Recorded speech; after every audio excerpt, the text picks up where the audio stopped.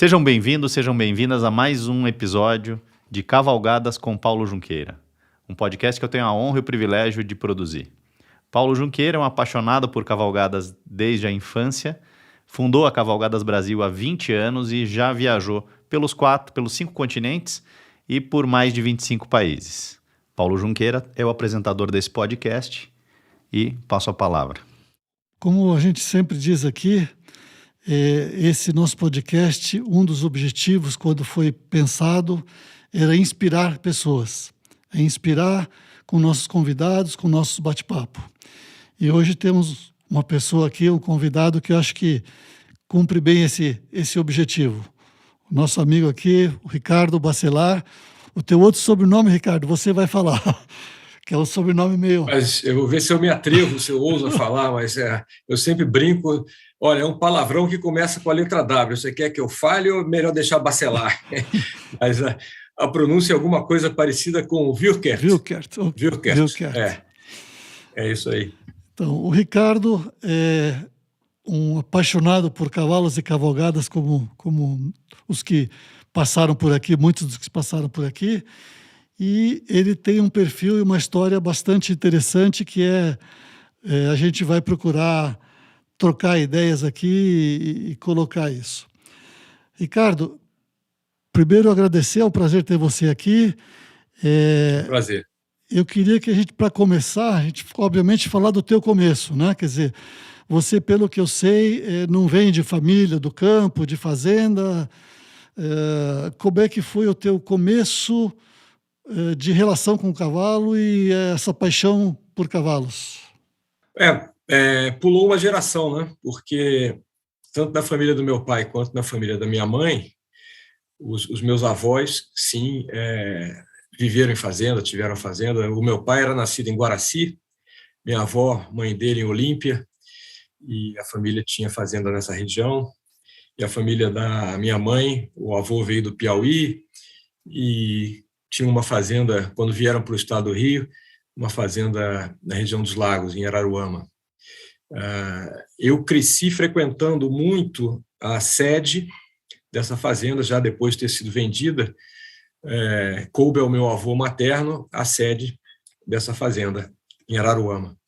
E ali foram meus primeiros contatos com cavalos, desde pequenininho, 6, 7 anos. Ali realmente tinha um senhor que alugava cavalos, né? E tinha muito movimento de turista, de veraneio, mas era mais concentrado nos finais de semana. Ela era uma época boa, porque férias escolares duravam 3 meses, né? Se a gente passasse de ano direto, não ficava em segunda época, em recuperação, finalzinho de novembro já estava liberado e nós íamos para lá e ficava até março, até depois do carnaval. Era uma delícia. Então eu ia durante a semana, procurava o senhor que tinha os cavalinhos de aluguel e pedia se ele não queria me fazer um precinho melhor para eu passar o dia com o cavalo. Ele não tinha movimento mesmo, de segunda a sexta, e eu pegava um cavalo dele, levava para casa, tirava a sela, deixava ficar pastando na grama do lado da casa, depois montava um pouco, aí dava banho, enfim, passava o dia com o cavalo. E assim comecei os meus primeiros contatos com o cavalo, bem novinho. E tem 2 coisas interessantes que aconteceram nessa época que eu acredito que se fazem presente até hoje, né?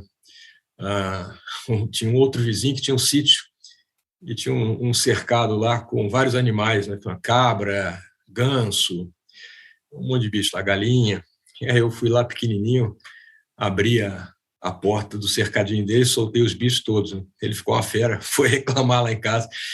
E eu falei, meu pai não gosta de bicho preso, bicho tem que ficar solto. Isso a gente vê hoje na nossa criação, né? A gente tem uma criação de manga larga marchador que vivem todos soltos, 100% soltos, inclusive os garanhões e todos soltos. E a outra coisa que me marcou e que também se faz presente até o dia de hoje, num desses dias eu estava com um cavalinho lá de aluguel, e o cavalinho era preguiçoso, não estava muito afim de correr, e eu era pequenininho também, não tinha ainda capacidade de tocar o cavalinho. Então, eu montava, batia a perna nele, falava, vai, cavalinho, vai. O cavalinho não ia, né? Andava um pouquinho, andava devagarzinho. Eu queria correr, né? Menino, menino novo, né? Moleque, queria um pouco de emoção. Aí eu peguei uma varinha e comecei a bater no cavalinho, uma varinha de bambu, e tocava o cavalinho para ele correr assim, batia com a perna, né? Um menino de 7 anos. E sem que eu percebesse, eu saí de cima do cavalo com uma mão no meu peito. Eu estava de short, estava de chinelo e sem camisa. E a mão foi a mão do meu pai, que ficou tatuada no meu peito assim durante a tarde inteira, né? E ele falou, jamais se bate em um animal, né?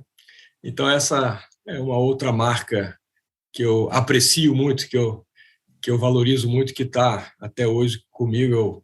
Eu monto sem espora, uso uma varinha. As pessoas falam, mas você é ligado no bem-estar animal, você tem certificação Sela Verde, pratica não violência, etc. Mas você anda com essa varinha. Bom, é uma varinha de bambu de 1 metro e pouco, 1,20 m, e eu gosto muito dela porque ela tem múltiplas funções, né? Serve para pegar chapéu que cai no chão, mas principalmente a função mais importante é, em cavalgadas, muitas vezes a gente atravessa um pasto ou algum trecho da trilha onde podem ter outros animais que podem se aproximar do cavalo, principalmente outros cavalos, né? Então, para evitar algum tipo de acidente, às vezes eu uso essa varinha para espantar o cavalo curioso que vem chegando. Eu uso a varinha e, tipo, sai para lá, sai para lá. E acho meio elegante também. Acho que é bem um estilo ibérico, né? Usar uma varinha assim. Eu, de vez em quando, coloco a varinha na minha frente e fico tentando alinhar a minha coluna, tentando esticar a coluna para ficar melhor a cavalo, melhor sentado. Mas, realmente, Paulo, você tem razão. Eu não cresci e vivi em fazenda, eu tive esses contatos na minha infância, e isso durou aí até os meus 15 anos, mais ou menos. Vovô vendeu a casa de Araruama e uns amigos dos meus pais compraram uma fazenda na zona da Mata Mineira, próximo a Além Paraíba, e a gente ainda frequentou por bastante tempo essa fazenda, e lá tinha cavalo, eu adorava montar cavalo o dia inteiro, era uma fazenda de gado leiteiro, então a gente sempre participava das atividades de ir buscar as vacas do pasto e tal. Eu sempre gostei muito disso, tive esse convívio muito intenso até uns 15, 16, no máximo 17 anos. Depois, um longo hiato aí que durou até os 42. Então, ficou a experiência forte, né, da infância, da adolescência, depois um período longo praticamente sem contato com o cavalo, era uma vez ou outra, um hotel fazenda, alguma coisa, mas não era frequente, não. Interessante, interessante. Duas coisas interessantes aí. Uma, no meu lado também, depois, uma hora nós conversamos aí, mas é muito parecido também. Eu tive na infância até os 17 eu fui estudar nos Estados Unidos, depois tive um hiato também em termos de trabalho e depois que eu voltei para o cavalo. Mas depois eu quero conversar com você. Gostei dessa ideia da varinha para alinhar a coluna aí. Também ela tem múltiplas utilidades, é um espetáculo. E ela não pesa nada, deve pesar 10 gramas, né? Uma varinha de bambu bem fininha. Agora, ela serve também para dar um toque na garupa do cavalo, se preciso for. Às vezes o cavalo hesita para atravessar um atoleiro ou uma ponte de madeira, alguma coisa. Eu uso muito assento, glúteo, né? Uma pequena contração de glúteo, um som, alguma coisa desse tipo, né? E às vezes você pode completar. Isso aí é muito escola do mestre, guru, queridíssimo amigo Sérgio Lima Beck. Isso. Né? Ele sempre usa a varinha e às vezes você complementa as ajudas, as mensagens com um toque. O toque é leve, né? Muito leve. E depois já não precisa mais, né? No primeiro sinal, a mensagem já chega e tudo vai bem, tudo funciona bem.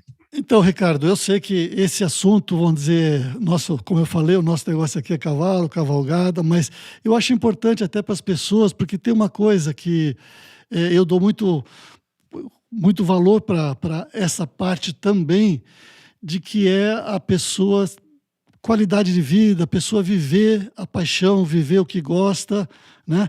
Nada contra, eu tenho parentes, amigos, muito grandes amigos que continuam trabalhando e buscam sempre ganhar dinheiro, querem ganhar e deixam, às vezes, de viver uma paixão, viver a vida.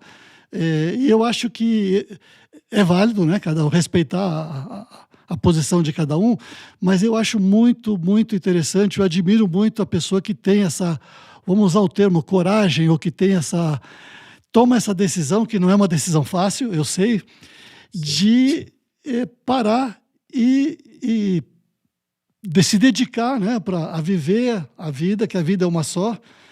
Então, eu queria que você falasse um pouco disso aí, que eu acho que como eu falei, é inspirar, né? O nosso objetivo aqui é inspirar. Então, eu acho que isso é muito válido. Então, fala um pouquinho disso, que você estava numa posição muito boa e até outro dia eu ouvi não dentro do podcast, não dentro do... eu ouvi uma pessoa, até eu estava lá, eu até vou comentar que eu estava na cavalgada agora no Rio Grande do Sul com os franceses, o mês passado. E depois, eles queriam... Ele é um executivo da Nestlé. E ele tinha um dia livre, aquela coisa, na Europa, como você sabe, há mais mulheres, né? Ele estava ali pela mulher, mas ele não é um apaixonado por cavalgadas, a paixão dele era pesca. E ele colocou um dia livre no final, e eu fui pegar, me pediu uma pessoa que guiasse ele nos cânions, que ele queria ver a observação de estrelas, ele queria algo diferenciado fora do cavalo.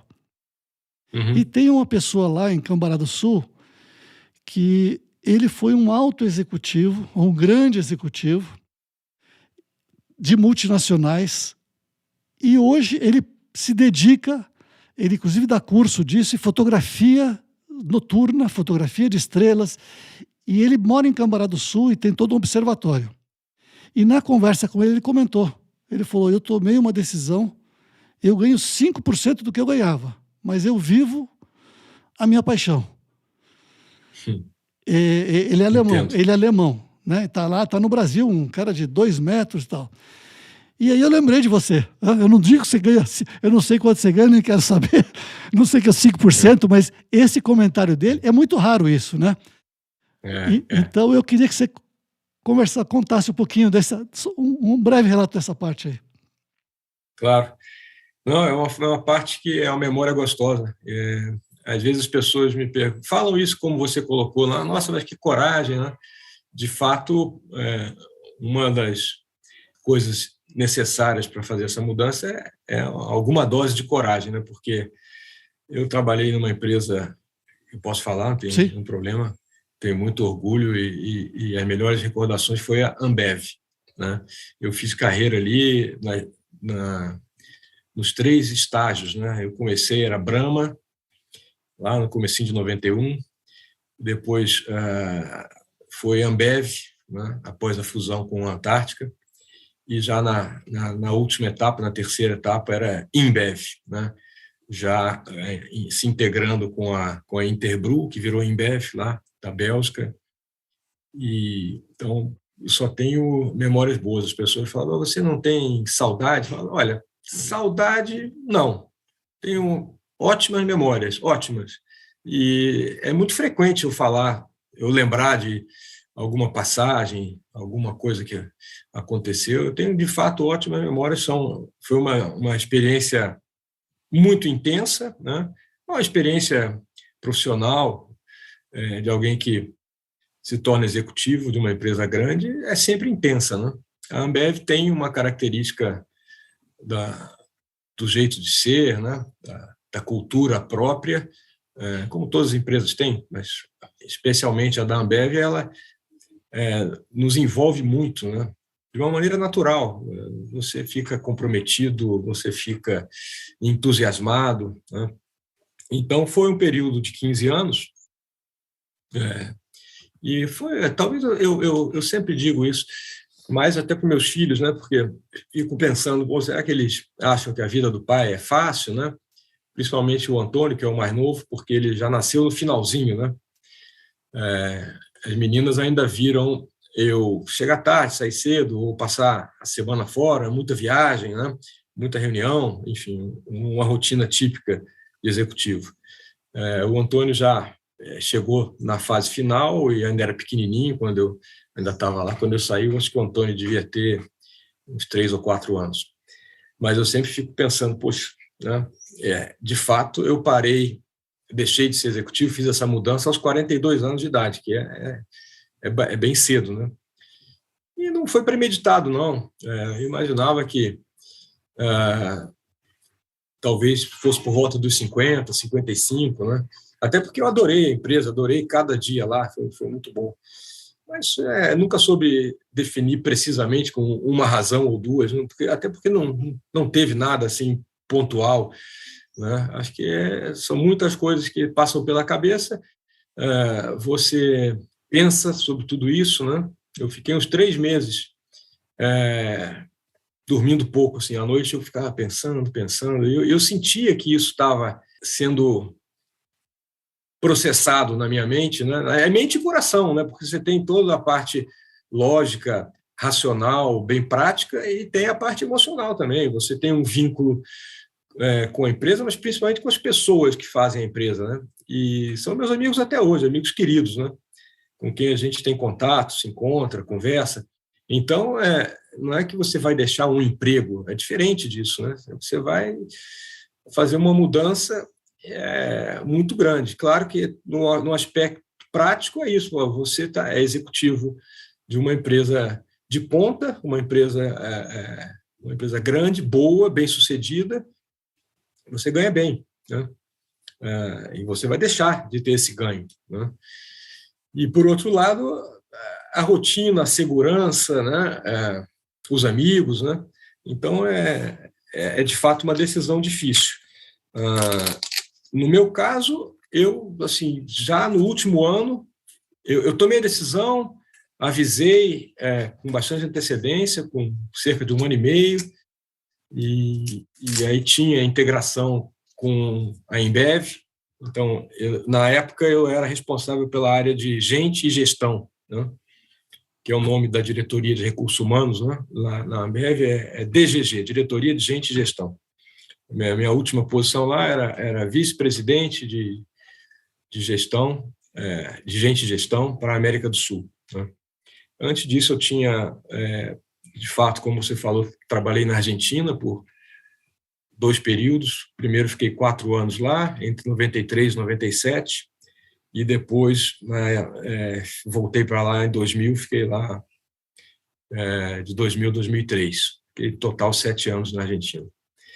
E morei um pouquinho no Uruguai, 6 meses, morei no Nordeste, baseado em Recife, e em São Paulo, e a origem de tudo isso foi no Rio. Eu nasci e cresci no Rio, né? Filho de um pai de Guaraci, e a mãe já carioca, mas filha de um avô do Piauí, e é uma avó que se foi agora recentemente, aos 101 anos, que por sua vez também tinha era a origem baiana e catarinense. Então, eu sempre falo, é uma constelação de origens aí. Aí o avô paterno, né, a minha avó lá de Olímpia, né, o meu avô alemão, que é de onde vem o Würkert, esse sobrenome complicado aí.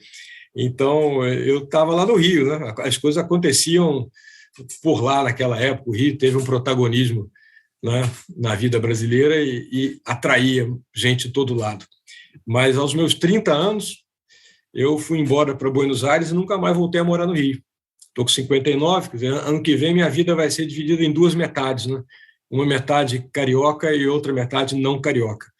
E já há 18 anos aqui em São Paulo, quase 19, e desses, quase o mesmo tempo, 17, quase 18, na fazenda em Amparo, né?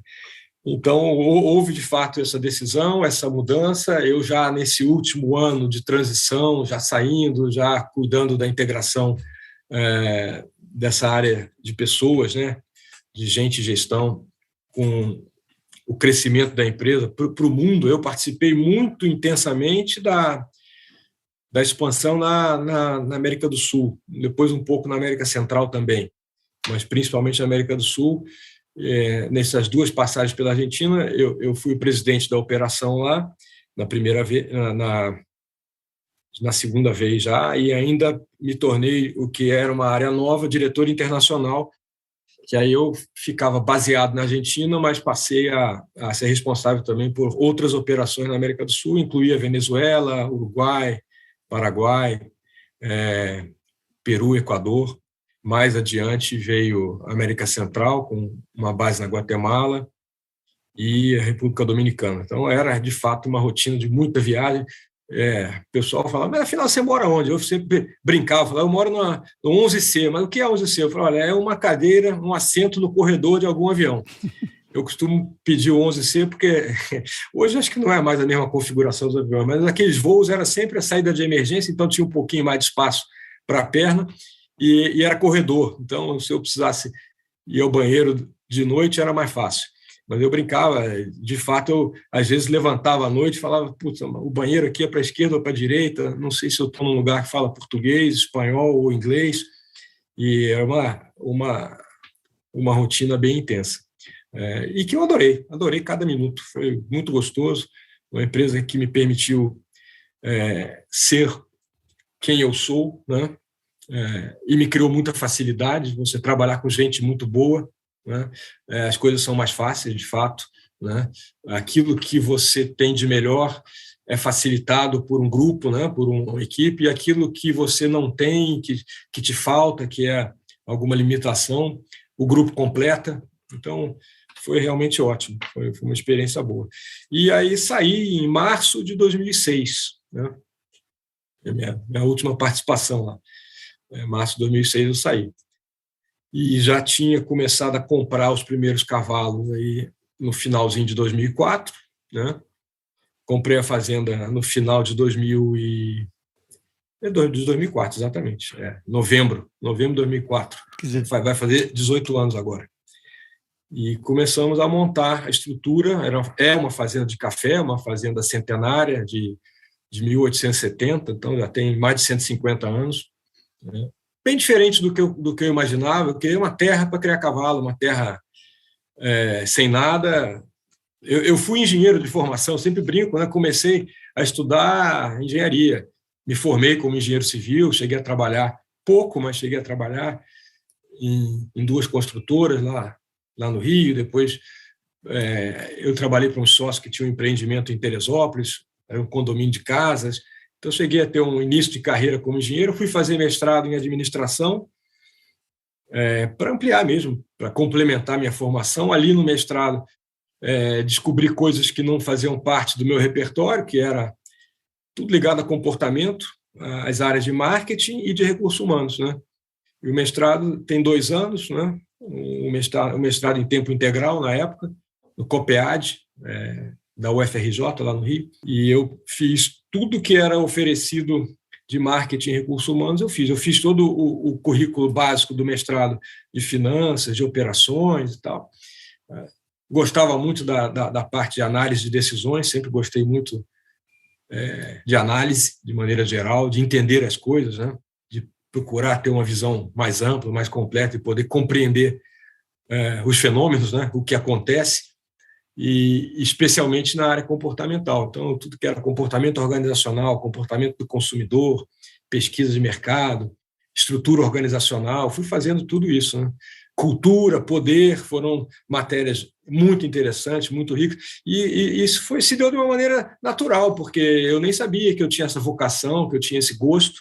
Até então, o que era mais fácil para mim era a área de exatas, né? Eu tive, durante a minha vida escolar toda, mais facilidade para tudo que era matemática, física, né? Química nem tanto, mas matemática e física era gostoso, era a minha zona de conforto, né? E as ciências humanas eram mais desafiadoras, né? Hoje eu acho uma pena. Eu hoje adoro, por exemplo, história, geografia e principalmente biologia, né? Nossa, eu ando numa fase aí encantado com a biologia, né? Observando muito e lendo algumas coisas, né? Acho que o ser humano poderia lembrar que a gente é biológico em primeiro lugar, né? O Homo sapiens é um animalzinho biológico também, né? E muitas regras e leis da biologia deveriam ser mais consideradas. Mas, enfim, isso já vou derivando aí para uma outra área da conversa, né? Eu me interesso muito por isso cada vez mais. Na época, o mestrado me mostrou essa possibilidade, né, na área de comportamento, né? E eu acabei indo trabalhar com isso. Em todo o início da minha carreira profissional, passei por 2 empresas de passagens rápidas antes de entrar na Brahma em 91, mas já em marketing. Muito e bom. Eu diria que do meu tempo de Brahma, Ambev, Embev, dos 15 anos que eu fiquei lá, os 6 a 7 foi na área de marketing, depois na área de vendas, uma passagem de 2 anos, e depois já como executivo, tocando operação, sendo responsável, uma espécie de country manager, né? E diretor internacional dessas operações todas, e depois os últimos 3 anos na área de gente e gestão. Então, você vê o que eu fui descobrir quase que por acaso num mestrado em administração, que a priori me atraía mais pela parte de finanças, de operações, de planejamento, de estratégia, que eu sempre gostava muito, e está ligado à análise, que é uma coisa que eu também gosto. Acabei fazendo uma carreira mais na área de comportamento, né? E hoje, para mim, isso tem muito, muito a ver com o relacionamento com os cavalos, muito a ver. Mas é isso, carreira executiva foi muito boa, me permitiu aprender, crescer, mas principalmente resgatar aquele sonho da infância, né? Que eu queria, de fato, ter uma terra, ter fazenda. E acho que meu pai, por ter crescido numa família onde os avós dele tiveram, né? A mãe dele nasceu, cresceu em fazenda, minha avó, e ter visto isso dar errado, né? A minha mãe também, porque o meu avô herdou uma parte da fazenda lá em Araruama, mas também foi vendendo. No final, vendeu até a própria parte que ele herdou, a parte principal, que tinha sede e tal, a casa. Então, não tinha muito esse incentivo em casa. Isso não era assim uma coisa que a família tratava, não, é natural, o Ricardo vai estudar agronomia. E eu quis estudar agronomia. No ano que eu ia prestar o vestibular, o meu primeiro interesse foi agronomia.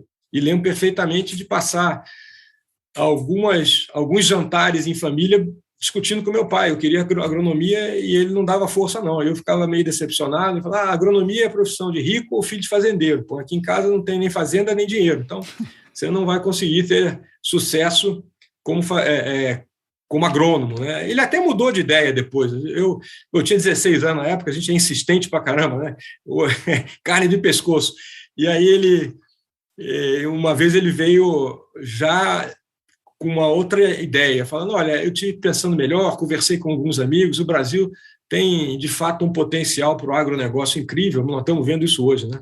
Você vê, sei lá quantos anos depois, 40 anos depois, né, isso acontecer, mas que já tinha sido iniciado naquela década de 70, né? E aí vai precisar de bons profissionais bem formados em agronomia, até que a sua escolha não é má. Porque você imagina, um menino que cresceu no Rio de Janeiro, né? Rio de Janeiro não tem vocação para o campo, né? O estado não tem muito, mas a cidade menos ainda, né? E a universidade era lá em Seropédica, né? Universidade rural, não tinha uma boa reputação no Rio. Talvez por ignorância, né? A gente não conhecesse, é uma coisa distante.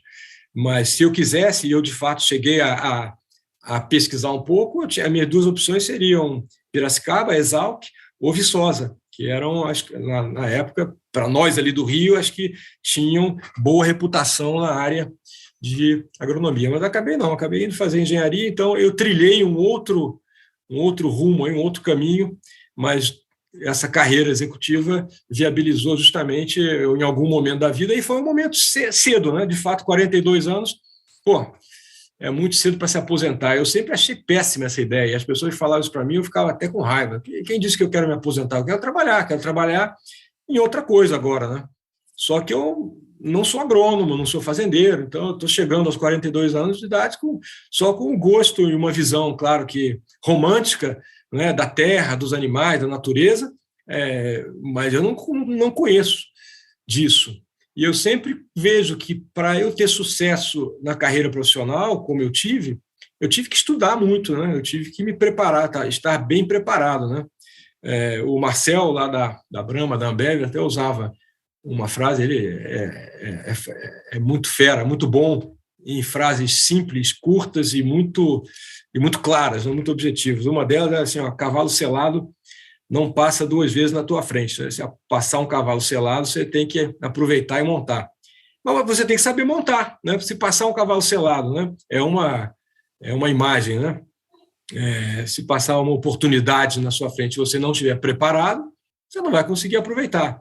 Então, para eu aproveitar as oportunidades profissionais que eu tive, eu estava bem preparado. Eu tinha estudado bem, eu fui um aluno razoável na escola, com altos e baixos, e depois, na faculdade, já gostava mais, já tinha mais a ver com o que eu tinha escolhido, com o que eu realmente tinha alguma vocação, eu fui um bom aluno. E no mestrado, principalmente, porque ali você já tem mais consciência, você está totalmente convencido, comprometido com aquela escolha. Você quem fez aquela escolha já numa fase mais consciente de tudo, né? Com relação à formação, à educação, à profissão, carreira. Então, eu estava bem preparado por isso, que eu tinha aproveitado essas oportunidades. E aí veio a oportunidade de entrar numa Brahma, numa época única, né? Uma época de grandes transformações, de muito crescimento, de desenvolvimento de uma cultura muito forte, é uma cultura que valoriza quem atua como dono, né? Quem se posiciona, quem age, toma decisões e se compromete como se fosse dono, e fomos tratados dessa maneira, né? Esse tempo inteiro, como sócios, como donos, mas eu estava preparado. Aí, quando faz a transição para a fazenda, eu me sinto pouco preparado, né?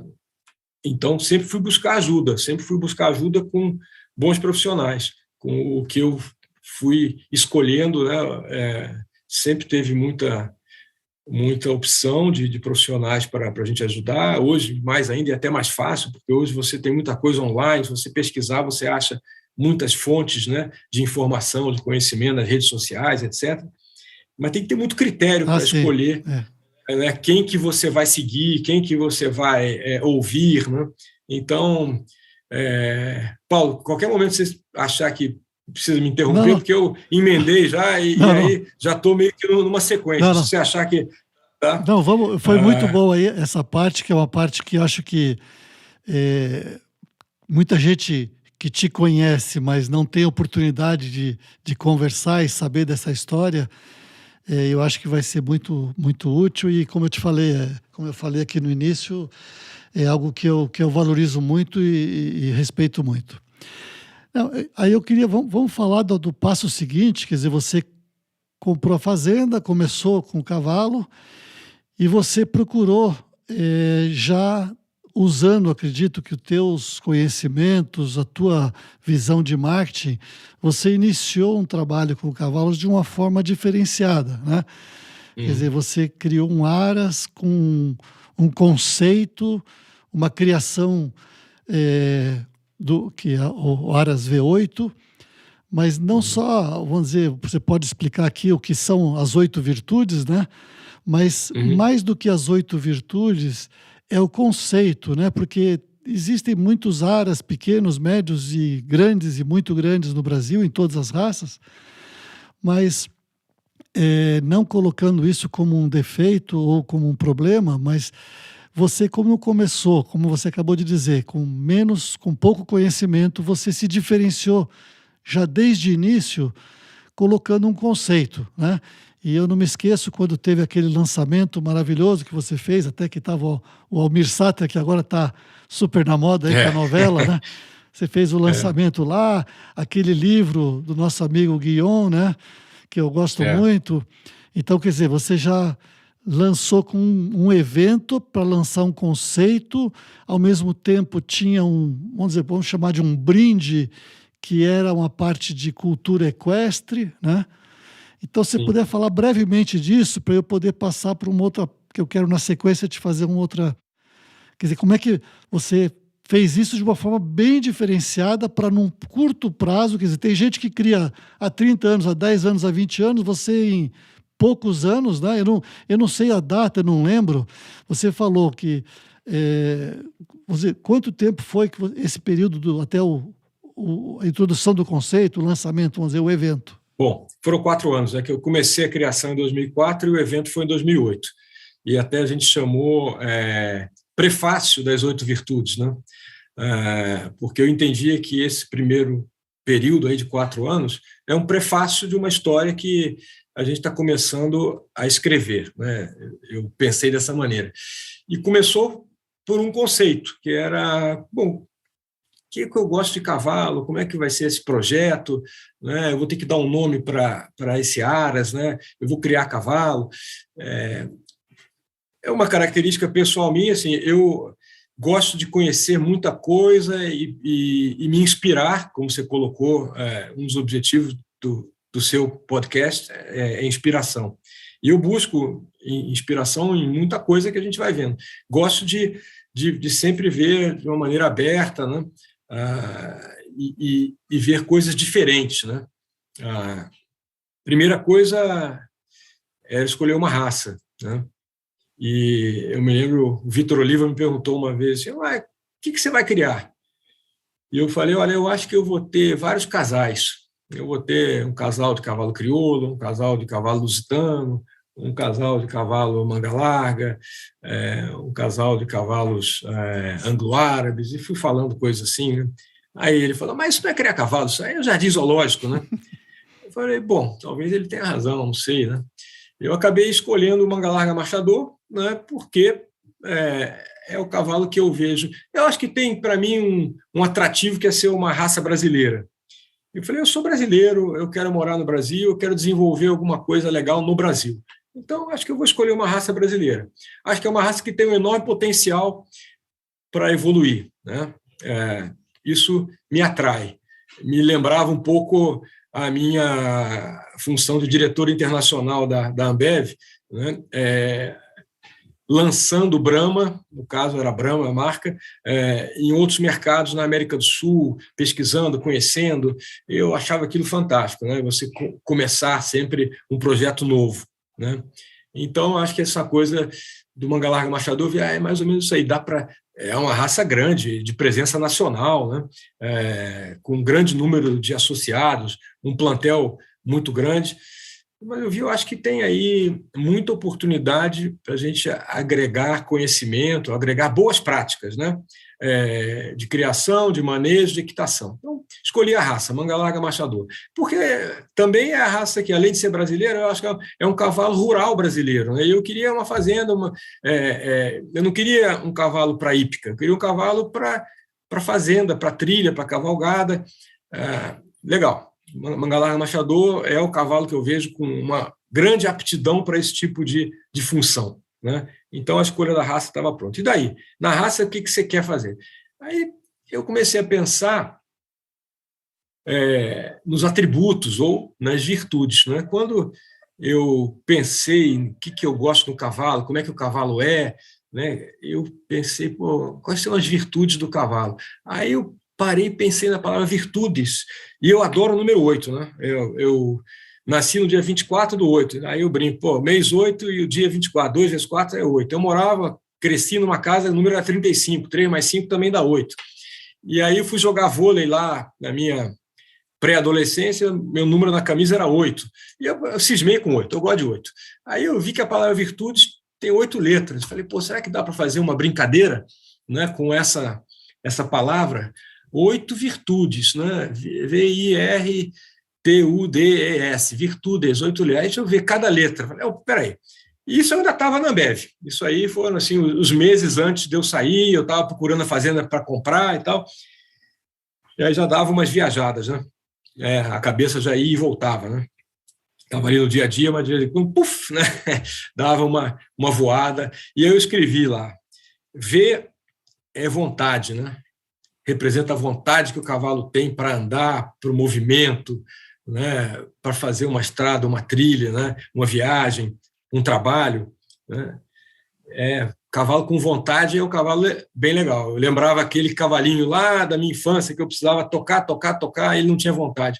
Hoje eu entendo isso tudo de outra maneira, né? Mas, primeiro, vontade. Cavalo com vontade é muito bom de montar. Depois, a letra I ficou inteligência, porque você vai interagir com o cavalo e você quer realizar diversos movimentos, exercícios, manobras, funções com o cavalo. E ele precisa ser capaz de aprender isso, né? A gente, hoje, estudo e pratico, me dedico ao que a gente chama de horsemanship, ou relacionamento entre humanos e cavalos. Eu adoro esse assunto e é um assunto que me beneficia muito, me permite autoconhecimento, autodesenvolvimento de uma maneira incrível. Bom, aí eu vejo que tudo está baseado em comunicação. Então, você tem que se comunicar com um ser de outra espécie, que ele não fala nem português, nem espanhol, nem inglês, nem chinês. Você tem que criar uma linguagem e tal. E aí tem que ter uma inteligência nesse processo, né? Então, é a segunda virtude. Primeiro, o cavalo que tem vontade, a segunda, o cavalo que tem inteligência. Depois, eu sempre gostei de natureza, das coisas naturais, né?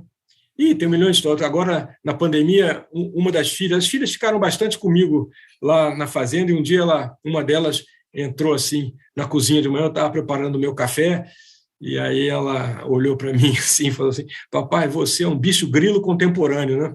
Eu achei ótima essa definição, mas é isso aí, eu sempre gostei de natureza, eu sempre tive uma tendência a ser bicho grilo, aí seja lá o que isso quer dizer, mas acho que a interpretação é essa. Quem gosta de bicho, de terra, de natureza, né?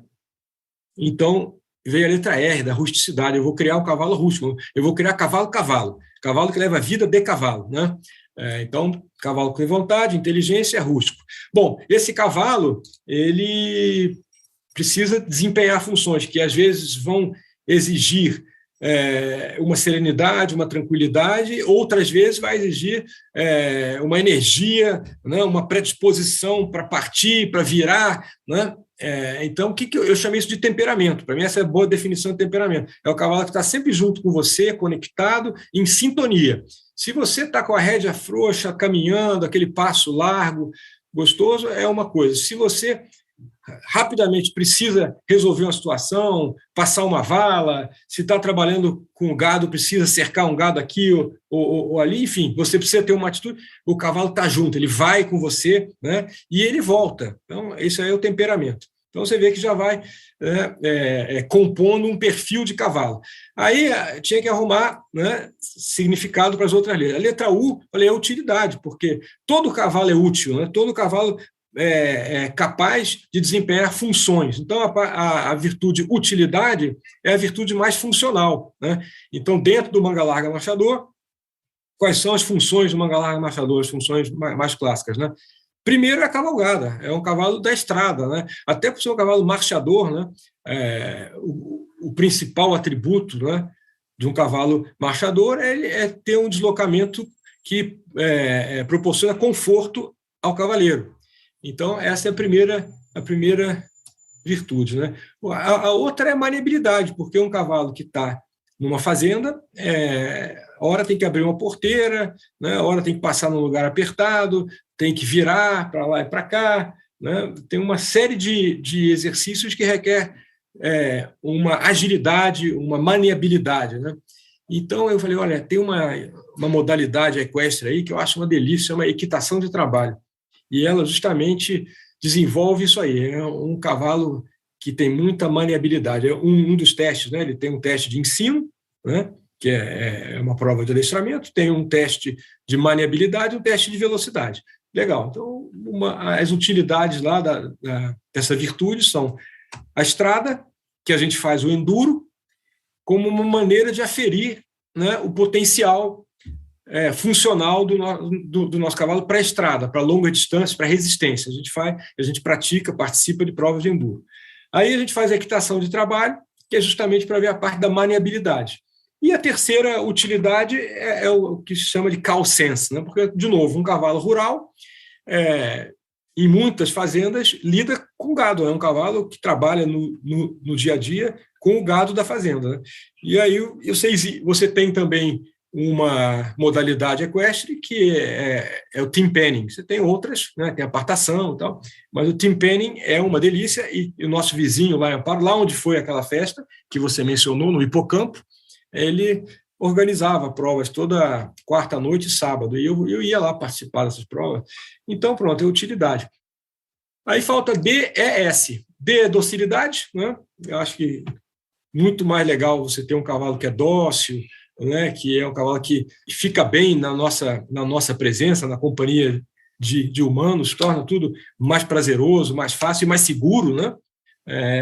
A letra E é de elegância, e claro que os padrões morfológicos já favorecem a uma elegância, mas vai além, né, de boas medidas, boas proporções, que são muito importantes, mas tem a coisa da expressão, né? Você vê que é o cavalo que se mostra, se apresenta bem, né? Atitude alerta, um olhar, orelha, a postura do pescoço, tal. Eu gosto muito. E o S no final, de suavidade, porque aí você está botando tudo isso num cavalo macio, num cavalo confortável, que é um marchador. Então surgiram aí essas coisas, né? A escolha da raça, esse é o início, né? A escolha da raça e a definição das virtudes. Aí eu falo, bom, quem que vai me ajudar nisso, né? Eu tenho sempre assim um cuidado quando eu ouço falar em experiência. É muito experiente. Fulano de tal é muito bom, muito experiente. Eu gostaria de qualificar a experiência, porque se a pessoa faz uma coisa mal feita há muito tempo, ela tem muita experiência em fazer mal feito. É péssimo isso, né? Então, precisa qualificar a experiência. Olha, é uma pessoa que está fazendo as coisas direito, bem feitas, com qualidade, buscando excelência, melhoria contínua. Então, olha, constantemente a gente tem uma ponte, uma correlação entre ideias e valores que eu vivi na minha vida profissional, executiva, e no cavalo, né? Essa coisa de evolução contínua, melhoria, excelência, né? Conhecimento de qualidade, né? Conhecimento de bons princípios sólidos, né? Comprovados. Então, tive uma felicidade, né? Porque estava lá na Ambev e um amigo um dia, e de vez em quando, na hora do almoço, eu queria conversar de cavalo, né? Já estava na minha reta final lá, e você sempre acha alguém que gosta de cavalo também, né? E esse amigo um dia chegou e de manhã cedo, assim, primeira coisa, me deu um livro. Esse livro aí é para você. Esse livro era do meu pai e ele mandou te entregar e você vai gostar. O nome do livro é Equinos, Raças, Manejo e Equitação. Autor Sérgio Lima Beck. Aí eu fiquei fascinado. Estudei aquele livro, né? Foi um dos primeiros do Brasil, curioso, né? O Sérgio foi um dos primeiros. Uma maravilha, completíssimo, porque de lá para cá eu já estudei, já li muitos livros, sobre vários assuntos equestres, vários. Eu adoro isso e estou sempre pesquisando e comprando livros e tal. E volta e meia eu vou lá no livro do Sérgio de novo e vejo alguma coisa e falo, nossa, aqui está muito bom. Quer dizer, é um livro muito, muito rico, de conteúdo de alta qualidade, né? Então, eu tive a oportunidade de fazer um curso de doma com o Sérgio Beck, lá no Centran Toledo, ali em Tremembé, do professor Adalto Toledo. Foi até o Ricardo Cassius que me falou, olha, vai ter um curso, não é longe de São Paulo, você devia fazer, é um profissional excelente, Sérgio Beck. Falei, puxa, é o do livro que eu gosto tanto. Aí eu fiz o curso lá, um curso de doma, 3 dias, era uma sexta, um sábado e um domingo. E aí aproveitei para ir conversando, conhecendo o Sérgio e pedir ajuda a ele. Então, isso foi em 2004. Teve sorte de começar com a pessoa certa, né? No momento certo, né? Exatamente. Porque você não teve que corrigir, você começou do começo certo, né? Então, você vê que referência importante, e está tá na base, né? O Sérgio é responsável por muitas das minhas escolhas, das minhas decisões, da minha maneira de pensar o cavalo e a relação com o cavalo e a equitação do cavalo, né? E a outra referência da mesma época, porque quando nós viemos para São Paulo, no início de 2004, ainda não tinha comprado a fazenda. Comecei a procurar a fazenda, comprei em novembro, né? Então foi quase um ano aí. Mas já tinha comprado cavalo, não tinha nem onde botar cavalo, já estava desesperado, já tinha cavalo em 5 lugares diferentes. Final de semana tinha que ver cavalo para lá, para cá, já tinha mais de 10 cavalos. E os 3 deles ficavam aqui na fazenda Capoava, aqui em Itu, que é pertinho, uma delícia, super agradável, e a gente ia para lá para andar a cavalo, né? E ali conheci os irmãos, né? 2 dos irmãos Almeida Prado, né? O Raul e o Paulo. E estavam, na época, com o projeto Raízes do Manga Larga, que funcionava na fazenda em Gazinho, que é vizinha, né? A Capoava. E eu ia lá e ficava fascinado, né, com todos os conceitos de criação deles, de seleção e de manejo, né? Rústico, né? Totalmente natural, rústico, e cavalos rurais funcionais, né? E eu adorei. Então, eu diria que os meus primeiros passos, né, nisso que eu estava chamando lá em 2008 do prefácio das 8 virtudes, né, tinha a ver com exatamente isso aí. Olha, o livro do Sérgio e o que eu via no Projeto Raízes lá. Né? Ali, quando eu comecei a montar o meu Aras das 8 Virtudes, baseado nesse conceito que eu falei, eu tinha essas duas referências